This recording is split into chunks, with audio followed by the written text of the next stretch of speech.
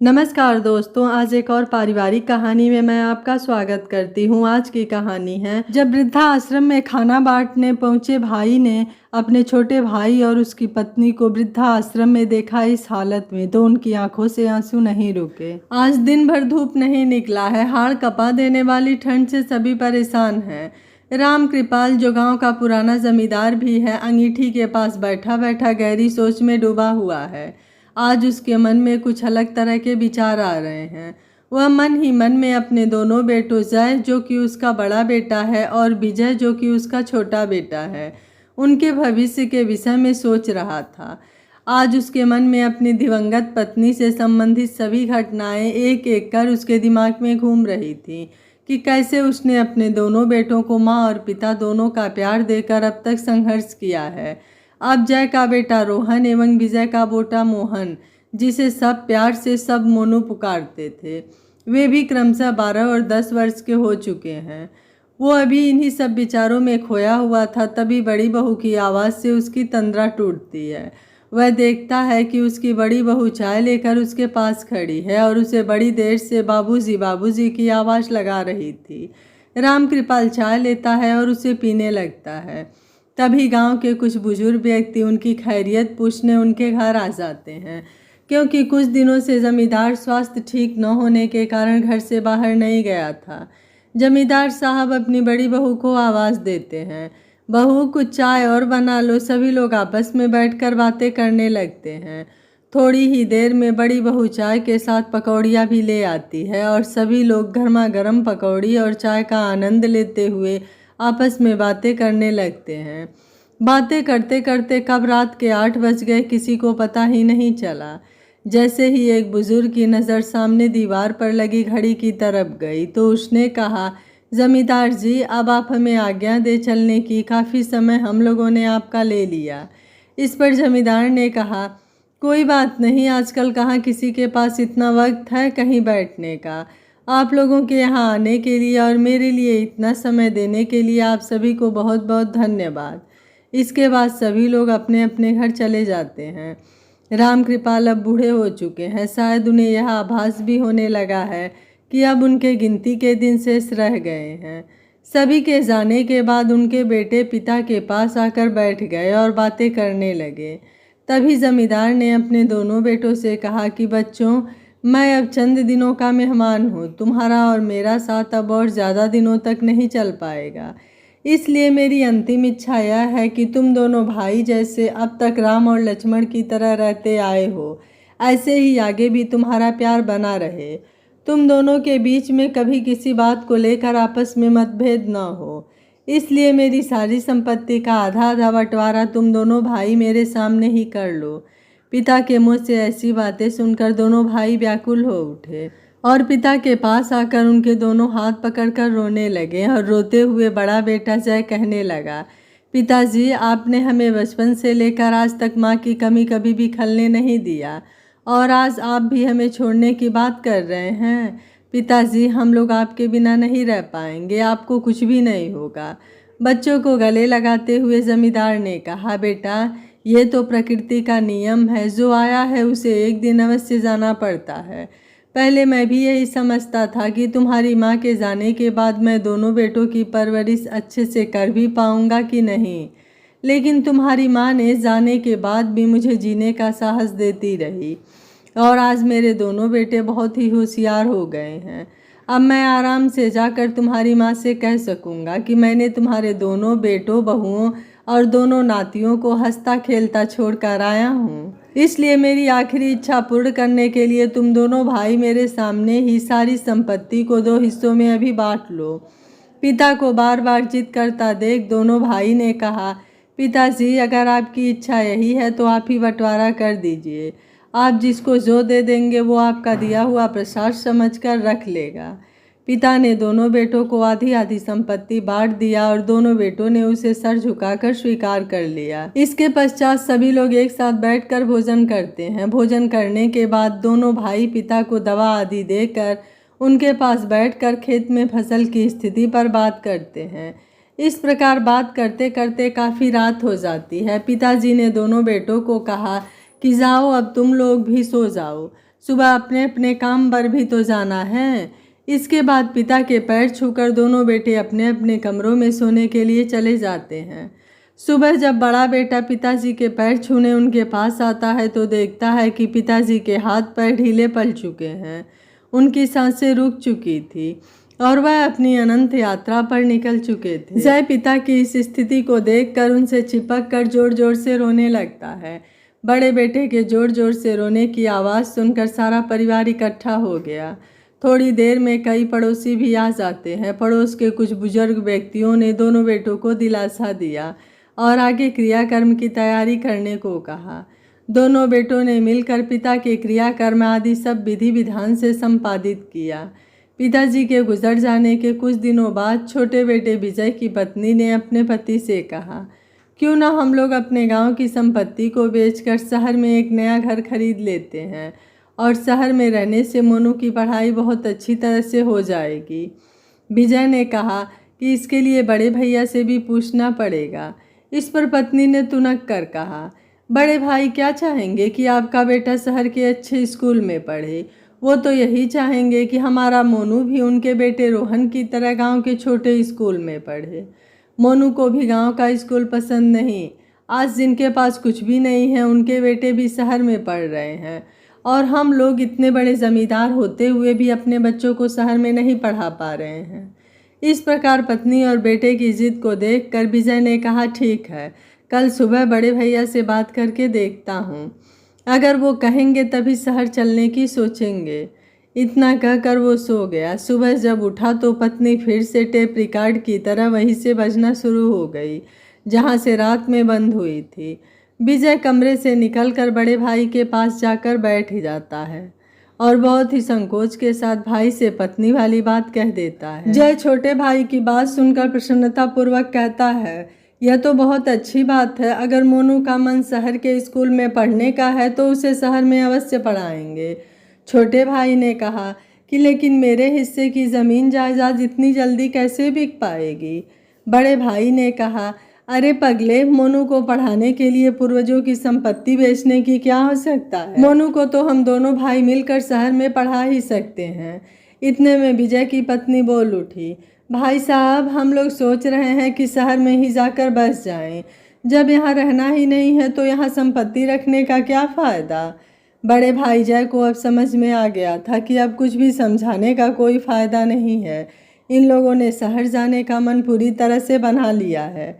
अतः उसने विजय से कहा, आज ज़रा गांव में जाकर ज़मीन के भाव पूछ आना कि इस समय गांव की ज़मीन के क्या भाव चल रहे हैं। लेकिन यह किसी से मत बताना कि तुम यह सब क्यों पूछ रहे हो। छोटे भाई ने वैसा ही किया जैसा बड़े भाई ने कहा था। उसने जाकर गांव में कई लोगों से ज़मीन के भाव पूछा और घर वापस आ गया और घर आकर पत्नी को सारी बातें बता दी। उसकी पत्नी ने तुरंत पेन और कागज़ लेकर अपने हिस्से की पूरी संपत्ति का हिसाब लगा लिया और पति को बताया कि हमारी पूरी संपत्ति लगभग 70 लाख की है।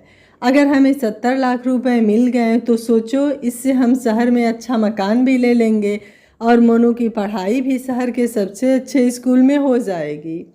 रात में जब बड़ा भाई घर पर आया तो छोटे भाई और उसकी पत्नी को बुलाया और पूछा कि ज़मीन के भाव का पता लगा लिया।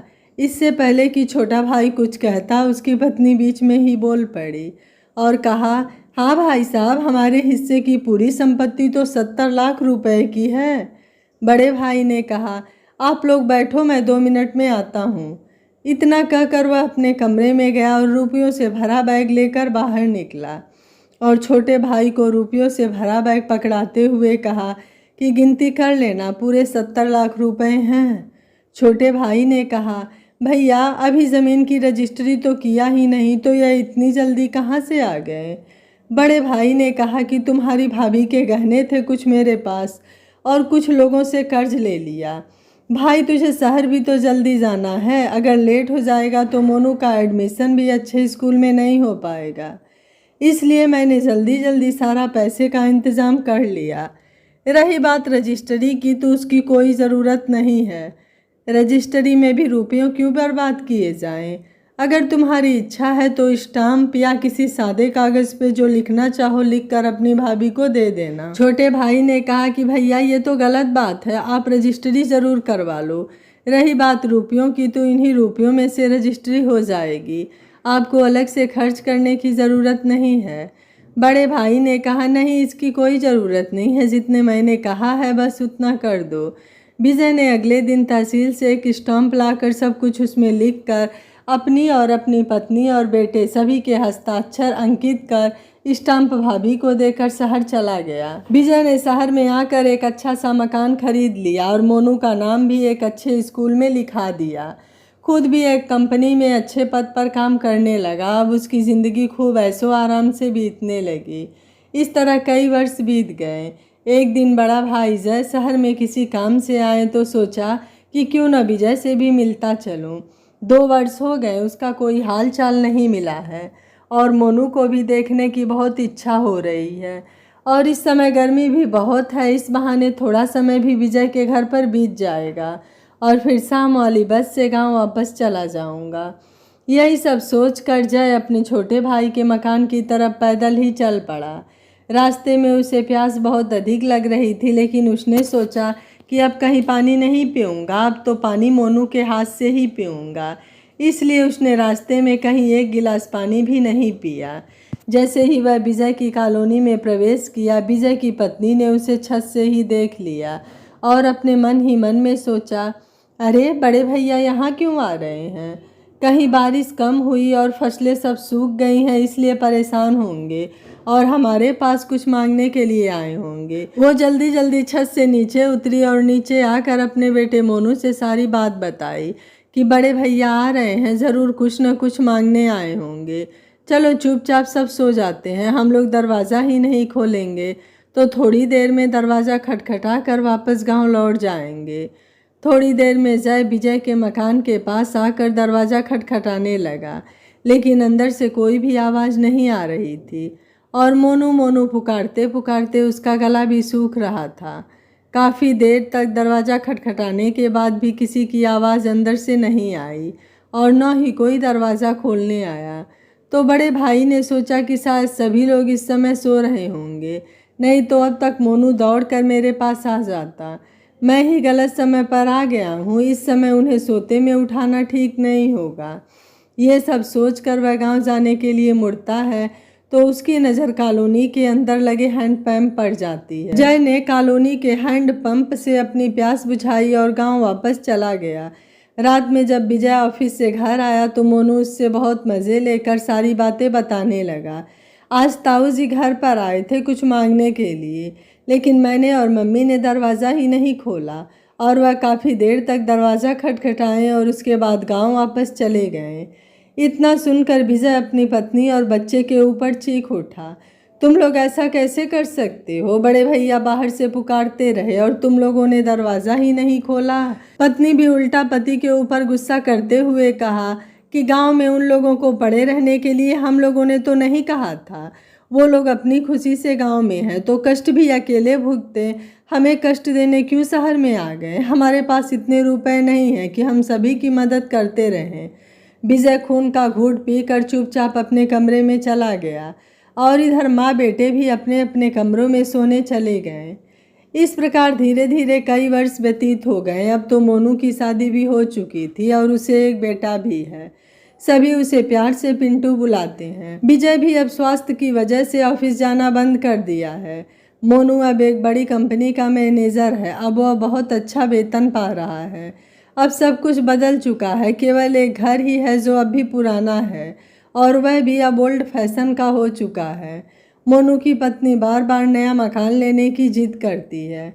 मोनू ने एक दिन पत्नी की बात से तंग आकर नया मकान लेने का विचार करके अपने पिताजी और माताजी के पास गया और कहने लगा, पिताजी अब यह घर छोटा पड़ रहा है, क्यों ना हम लोग इसे बेचकर एक बड़ा मकान ले लेते हैं। इस मकान को बेचने से कुछ रुपए मिल जाएंगे और जो कुछ कम पड़ेगा वो मैं अपनी लौकनी पर लोन लेकर चुका दूंगा।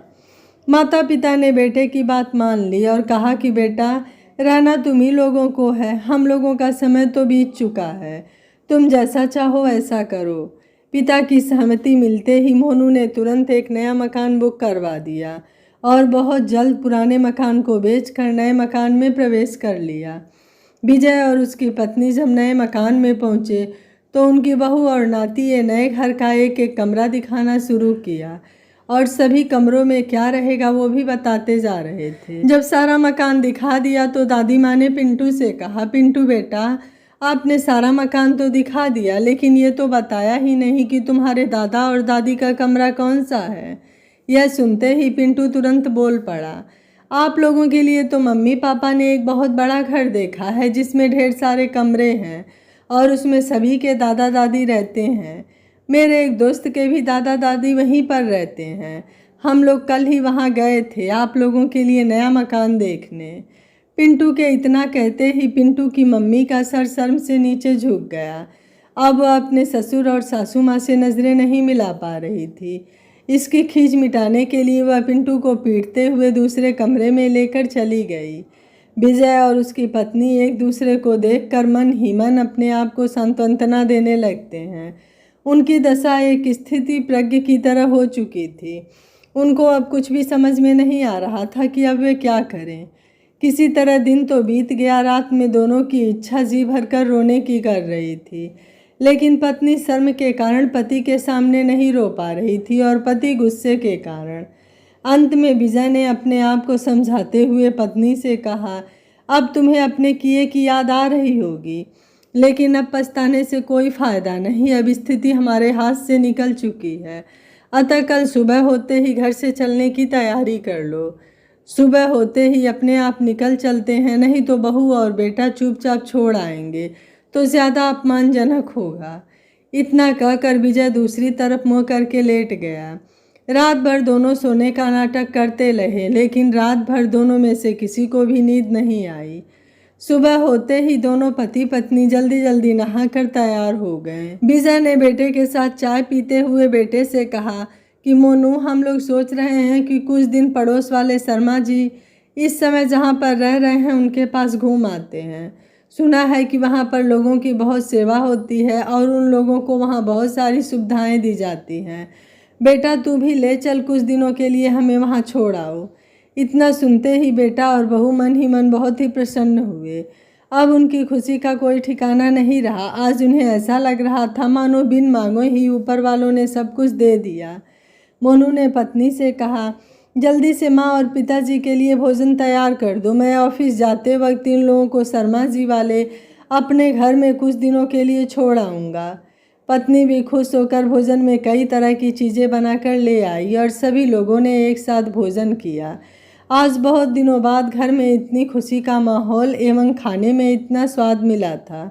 भोजन करने के उपरांत मोनू चौराहे से जाकर एक ऑटो बुक करा लाता है और माँ और पिताजी से कहता है, आज मेरी एक बहुत आवश्यक मीटिंग है, इसलिए मैं नहीं चल पाऊँगा आप दोनों को छोड़ने। इस रिक्शे वाले को सब कुछ समझा दिया है, ये आप लोगों को शर्मा जी वाले अपना घर में छोड़ आएगा। पिताजी ने कहा, कोई बात नहीं बेटा, हम लोग इस ऑटो से चले जाएंगे। इतना कहकर वो लोग ऑटो में जाकर बैठ गए। बहू ने तुरंत बैग उठाकर ऑटो के अंदर रख दिया और माँ और पिता के पैर भी छूकर कहा कि हम लोग आप लोगों से बहुत जल्द मिलने आएंगे। बेटे ने कहा कि पिताजी, मीटिंग समाप्त होते ही मैं आप लोगों से मिलने ज़रूर आऊँगा। विजय और उसकी पत्नी के चेहरे पर एक झूठी मुस्कान साफ दिख रही थी। वो लोग बार बार पिंटू को प्यार कर रहे थे। उनके इस व्यवहार से स्पष्ट दिख रहा था कि उनकी इच्छा अपना घर में जाने की बिल्कुल भी नहीं थी, किंतु वो लोग मजबूर थे। जाने से पहले दादा दादी ने अपने नाती को ढेर सारा प्यार और आशीर्वाद दिया। इसके पश्चात ऑटो वाले ने अपना ऑटो स्टार्ट किया और अपने घर के लिए चल गया। घर से कुछ दूर निकलने पर दोनों पति पत्नी एक बार फिर गमों की दुनिया में गोते लगाने लगते हैं।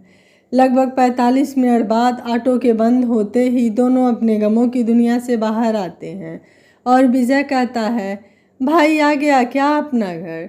ड्राइवर ने जवाब दिया, जी साहब आ गया। इसके बाद दोनों पति पत्नी ऑटो से उतरकर अपना घर के स्वागत कक्ष पर पहुंचते हैं। ड्राइवर भी बैग लेकर दोनों को स्वागत कक्ष तक छोड़ने आता है और उसके बाद दोनों पति पत्नी से विदा लेकर यह बड़बड़ाते हुए कि क्या ज़माना आ गया है। वह चला जाता है। विजय और उसकी पत्नी जब स्वागत कक्ष पर पहुंचे और उन्होंने अपना नाम बताया तो स्वागत कक्ष वाले ने तुरंत जवाब दिया, जी अंकल जी, आपका नाम पहले से ही लिखा हुआ है, आप लोग अंदर चले जाइए, वहाँ आपको सब कुछ विस्तार से बता दिया जाएगा। दोनों पति पत्नी हैरान होकर एक दूसरे को देखने लगते हैं, लेकिन कुछ कहना चाह कर भी एक दूसरे से कुछ कह नहीं पा रहे हैं। उसके कुछ देर बाद अपना घर के इंचार्ज आ गए। उन्होंने दोनों का अपना घर के नियमानुसार स्वागत किया और वहां पर उपलब्ध सभी सुविधाओं से अवगत कराया। इसके पश्चात दोनों पति पत्नी अपने अपने कक्ष की ओर चले गए। इस प्रकार जय और उसकी पत्नी को वृद्धाश्रम में रहते हुए काफ़ी समय व्यतीत हो गया। मोनू और उसकी पत्नी ने आज तक अपने वृद्ध माँ बाप की कोई खबर नहीं ली। एक दिन अपना घर के सभी लोग बहुत खुश दिख रहे थे। सभी लोग आपस में खुश होकर कुछ बातें कर रहे थे। विजय ने सब लोगों को इतना खुश कभी नहीं देखा था। उसने कौतूहलवश अपने एक साथी से पूछा कि आज सभी लोग इतना खुश क्यों हैं। इस पर उन्होंने कहा, कल एक बड़े अधिकारी के पिताजी का जन्मदिन है। वह अधिकारी पिछले कई वर्षों से इस वृद्धाश्रम में आकर अपने पिता के हाथों 5 स्टार होटल का खाना एवं सभी लोगों के लिए कुछ न कुछ उपहार अवश्य बांटते हैं। वही अधिकारी और उनके पिता कल फिर इस आश्रम में आ रहे हैं, इसलिए सभी इतने खुश हैं कि पूरे वर्ष में एक बार हम लोगों को 5 स्टार होटल का भोजन बड़े प्यार से और अपनापन के साथ नसीब होता है। इतना सुनकर विजय की आंखों में आंसू आ जाता है और वह फिर से अपने बेटे मोनू के बारे में सोचने लगता है। दूसरे दिन सभी वृद्धाश्रम के लोग नहा धोकर नए कपड़े पहनकर तैयार हो जाते हैं। सुबह 9 बजे ही वह बड़ा अधिकारी और उनके पिता एक बड़ी गाड़ी में ढेर सारे भोजन के पैकेट और गिफ्ट लेकर आ गए और वो लोग सबसे पहले 1 नंबर वाले कमरे में प्रवेश करते हैं और सभी से राम राम कहकर बहुत ही विनम्रतापूर्वक खाने का और गिफ्ट का पैकेट देने लगे। 1 नंबर कमरे के सभी लोगों को खाने का पैकेट बांटने के बाद जब वो लोग 2 नंबर वाले कमरे में आते हैं तो सबसे पहले उनकी मुलाकात विजय से होती है। विजय सर नीचे करके बैठा हुआ था। अधिकारी के पिता ने जैसे ही उससे राम राम कहकर खाने एवं गिफ्ट का पैकेट पकड़ाने लगा, विजय आवाज़ सुनकर चौंक उठता है और उसकी नज़र तुरंत अधिकारी के पिता के चेहरे पर गई। दोनों ही एक दूसरे को देखकर चौंक उठते हैं और विजय का चेहरा शर्म से नीला पड़ जाता है और उसकी इच्छा उसी समय ज़मीन में गड़ जाने की हो रही थी। अधिकारी के पिता के आंखों से आंसुओं की धार निकल पड़ती है। वह बड़ा अधिकारी भी पिता के साथ साथ हाथ जोड़कर रोता जा रहा था, क्योंकि सामने वाला व्यक्ति कोई और नहीं, खुद उसका सगा चाचा था। बड़े भाई ने रोते हुए विजय को अपने गले से लगा लिया और कहा, विजय तू यहाँ पर कैसे? तूने मुझे कभी बताया भी नहीं। अरे पगले, तूने मुझे इस लायक भी नहीं समझा कि अपने बड़े भाई को एक बार याद कर लेता। अरे तेरा गांव में सब कुछ आज भी वैसा ही है जैसा तू छोड़कर आया था। तेरे हिस्से की ज़मीन, बाग, घर सब पर आज भी तेरा ही नाम है। इतनी बड़ी संपत्ति का मालिक आज इस हालत में है। इतना सुनते ही विजय अपने बड़े भाई से चिपक कर बच्चों की तरह फपक फपक कर रोने लगा। दोनों भाइयों को इस तरह चिपक कर रोता देखकर पूरा वृद्धाश्रम आंसुओं के सैलाब में डूब गया। काफ़ी देर बाद दोनों भाई सामान्य स्थिति में आते हैं। उसके बाद शेष लोगों को गिफ्ट और खाने का पैकेट जय विजय एवं उसकी पत्नी के हाथ से बंटवाता है। विजय की पत्नी, जो किसी से नज़र नहीं मिला पा रही थी, कुछ दूर जाकर अकेले में बैठकर रोने लगती है। रोहन उसके पास खाने का पैकेट लेकर जाता है और कहता है कि चाची, मुझे बहुत ज़ोर से भूख लगी है, बहुत दिन हो गए आपके हाथों से खाना खाए हुए। आज एक बार फिर मुझे अपने हाथ से खाना खिला दो। इतना सुनते ही चाची रोहन को गले लगाकर और तेजी से रोने लगती है। उसे देखकर ऐसा लगता है कि आज अपने सारी गलतियों को इन्हीं आंसुओं से धो देना चाहती है। इसके बाद रोहन चाची के हाथ से खाना खाता है और अपने हाथ से चाची को खाना खिलाता है। दोनों लोग खाते खाते रोते जा रहे थे। उधर दोनों भाइयों की स्थिति भी कुछ इसी तरह की थी। वो दोनों भाई भी एक दूसरे को खाना खिला रहे थे और दोनों रोते ही जा रहे थे। 2 भाइयों का ऐसा प्रेम देखकर वृद्धाश्रम के सभी लोग भाव विभोर होकर रोने लगते हैं और सोचते हैं कि इस दुनिया में एक भाई ऐसा भी है। इस प्रकार भोजन करने के बाद जय ने अपने बेटे से कहा जाओ चाचा चाची के बैग उठा कर ले आओ और जो भी वृद्धाश्रम की कागजी कार्यवाही हो उसे पूरा करो। रोहन तुरंत जाकर वृद्धाश्रम की कार्यवाही पूर्ण कर चाचा चाची की बैग लाता है और उन्हें गाड़ी में रखवा देता है। विजय और उसकी पत्नी शर्म की वजह से अब गांव नहीं जाना चाहते, लेकिन विजय के लिए बड़े भाई का आदेश आज भी ब्रह्म वाक्य था। वह चाह कर भी बड़े भाई की बात को नहीं काट सका और बड़े भाई के साथ गाड़ी में जाकर बैठ गया और सभी लोग गांव के लिए निकल गए। गांव पहुंचकर विजय देखता है कि वहां अब भी उसका कमरा एवं उसका सारा सामान जैसा विजय छोड़ कर गया था वैसा वहीं पर रखा हुआ है। उन्हें देखकर ऐसा लग रहा था मानो किसी ने बड़े प्यार से इनकी देखभाल करी हो। घर पहुंचते ही उसकी भाभी एवं रोहन की पत्नी और बच्चों ने इस सम्मान के साथ उनका स्वागत किया कि उन्हें लगा कि जैसे ये लोग उनसे कभी दूर ही नहीं हुए थे, वरना हम ही लोग इनसे दूर हो गए थे। उन लोगों का इस प्रकार का व्यवहार देखकर विजय और उसकी पत्नी हतप्रभ थे और मन ही मन शर्मिंदा भी हो रहे थे। सभी लोगों से इतना प्यार पाकर उन लोगों का जीवन एक बार पुनः खुशियों से महकने लगा। इस प्रकार धीरे धीरे लगभग 3 वर्ष व्यतीत हो गए। एक दिन जय अपने बेटे रोहन के साथ अस्पताल में अपना रूटीन चेकअप कराने गया हुआ था। अस्पताल के अंदर प्रवेश करते ही वो लोग देखते हैं कि एक व्यक्ति जिसकी गोद में एक लड़का है और वह एक औरत के साथ डॉक्टर के पास गिड़गिड़ाते हुए उसके पैर छू रहा है और डॉक्टर उसे मना करते हुए अपने चैम्बर में चला गया। अस्पताल का स्टाफ उस व्यक्ति को पकड़कर गेट के बाहर ले जा रहे थे। जैसे यह सब नहीं देखा जा रहा था, उसने उस व्यक्ति से पूछा कि क्या हुआ है इस बच्चे को। जैसे ही उस व्यक्ति एवं जय का चेहरा एक दूसरे की तरफ मुड़ता है तो दोनों आश्चर्यचकित रह जाते हैं। जय कहता है, मोनू बेटा तुम। मोनू जय के चरणों में गिर पड़ता है और कहता है कि ताऊ जी मेरे बेटे को बचा लो, इसके दिल में छेद है, आज ही इसका ऑपरेशन होना है। मेरे पास कुछ रुपए कम है इसलिए डॉक्टर इसका ऑपरेशन नहीं कर रहे हैं। जय ने मोनू को शांत करते हुए कहा कि चुप हो जाओ, अभी हम लोग डॉक्टर से बात करके इसके ऑपरेशन का प्रबंध करते हैं।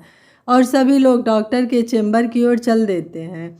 डॉक्टर के चेंबर में प्रवेश करते ही डॉक्टर अपनी सीट से उठकर कहता है, आइए सर।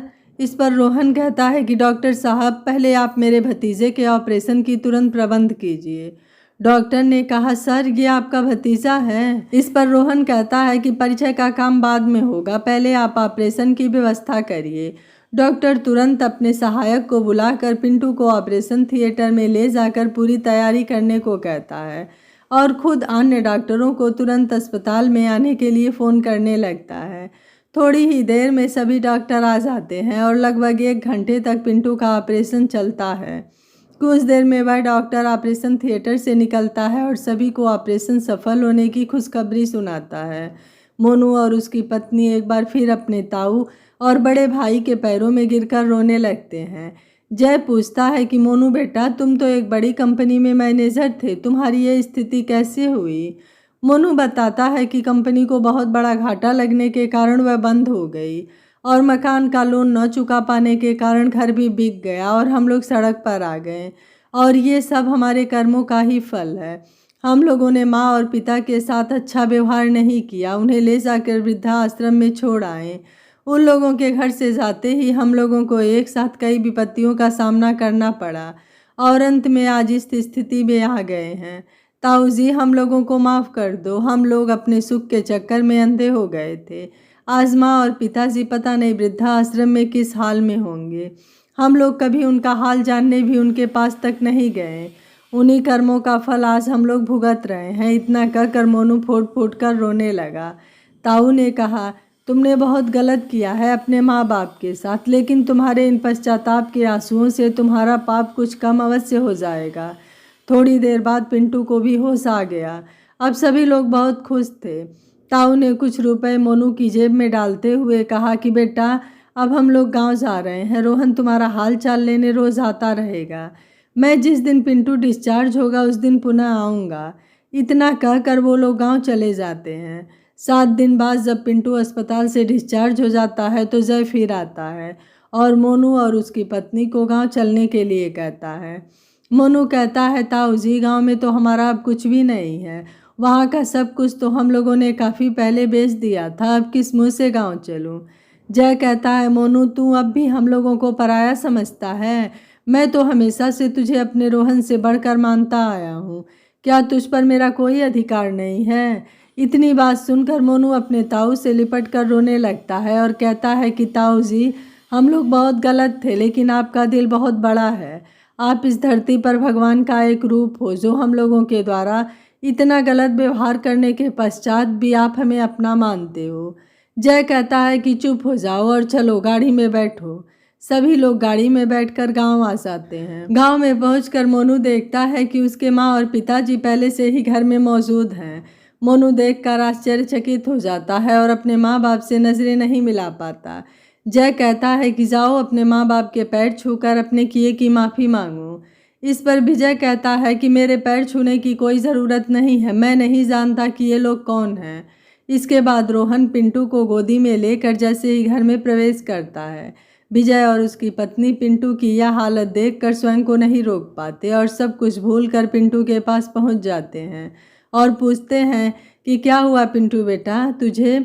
इस पर पिंटू दादा और दादी को देखकर मुस्कुराने लगता है और कहता है कि मेरे दिल में छेद था जिसका ऑपरेशन हुआ है। वैसे तो मैं बिल्कुल ठीक हूँ। दादा और दादी पिंटू से चिपक कर रोने लगते हैं। जय भी उन लोगों के पास आ जाता है और कहता है कि विजय मोनू को माफ़ कर दो, वो अपने किए पर शर्मिंदा है। भगवान ने तुम्हारे घर से जाने के बाद उसे बहुत दंड दिया है, अब तुम और उसे दंड मत दो। विजय कहता है कि भैया अगर आपने मोनू को माफ़ कर दिया है तो मैं कौन होता हूँ इनको ना माफ़ करने वाला। इतना सुनते ही मोनू और उसकी पत्नी जय और विजय के पैर पकड़कर बड़ी ज़ोर ज़ोर से रोने लगते हैं। उनको इस तरह रोता देखकर पूरा घर आंसुओं में डूब जाता है। आज जय भी मन ही मन बहुत खुश था, उसे बहुत अधिक आत्मसंतुष्टि प्राप्त हो रही थी। आज उसने अपने पिता के सपने को साकार कर दिया और पूरे परिवार को पुनः एक कर दिया और सभी को दिखा दिया कि ऐसा होता है भाई भाई का प्यार। यह कहानी आपको कैसी लगी आप मुझे अपनी राय कमेंट बॉक्स में ज़रूर दीजिएगा। वीडियो पसंद आया है तो वीडियो को लाइक शेयर एंड चैनल को सब्सक्राइब कर लीजिएगा। Thank you for watching. मिलते हैं अगली कहानी में।